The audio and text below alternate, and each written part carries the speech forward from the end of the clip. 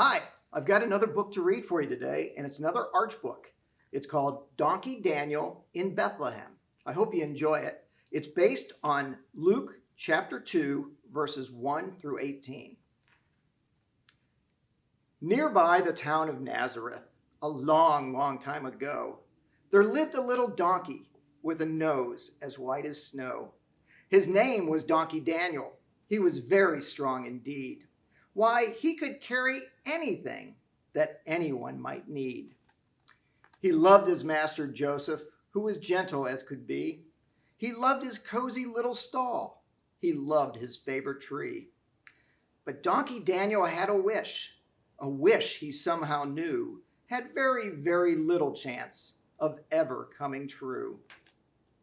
He wanted so to see the world, to learn what lay beyond the fences of his master's yard, the neighbor's muddy pond.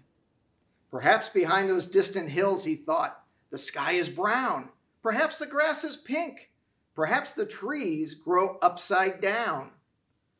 One morning, Master Joseph came to Donkey Daniel's stall. "I brought your breakfast," Joseph said. "Be sure to eat it all. Today we leave for Bethlehem, and you must come along to bring some things and carry Mary on your back so strong." "I'm going to Bethlehem," thought Donkey Daniel. Whee! Oh, now I'll learn about the world. Oh, now I'll get to see. He stood impatiently as Joseph started in to pack the things he'd have to carry on his sturdy little back. First came a leather sandal, then some bags of food and drink, and a tiny sack of money. He could hear the coins go clink. Then Joseph lifted Mary up. She seemed so very small that Donkey Daniel hardly felt her on his back at all. "It's time for us to go," said Joseph. "I will walk ahead." And Donkey Daniel followed where his gentle master led. They passed the houses and the wall. Right out of town they went. And when they reached the distant hills, they started their ascent. Straight up they climbed till Donkey Daniel thought he'd hit the sky.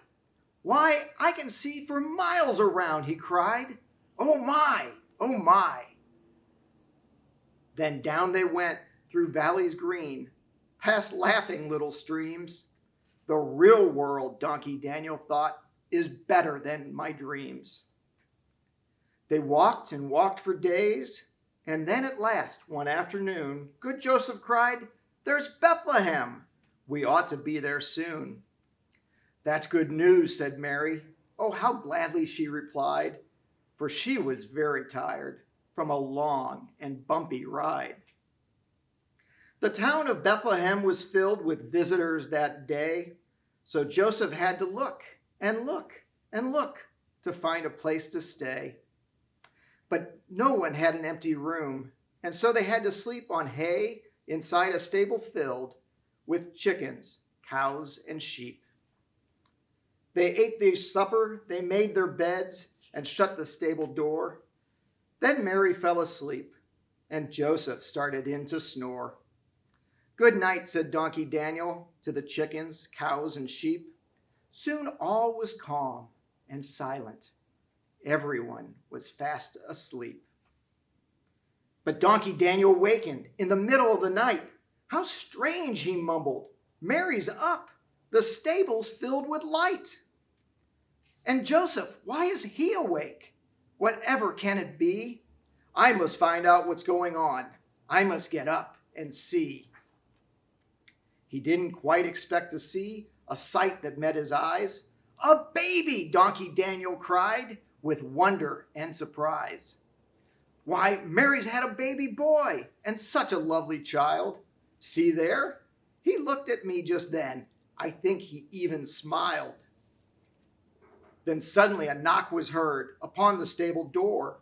3 men came in, quite out of breath, and knelt upon the floor. "We're shepherds," they explained. "We've come to see the Son of God." What do they mean, thought Donkey Daniel. This is very odd. He tried to understand each word the happy shepherds said, how angels had appeared to say that in a manger bed they'd find the Son of God a child newborn of holy birth, a baby who was Christ the Lord, the Savior of the earth. He tried but didn't understand the many words he heard. How could a tiny little babe be Christ the mighty Lord? But then a strange thing happened.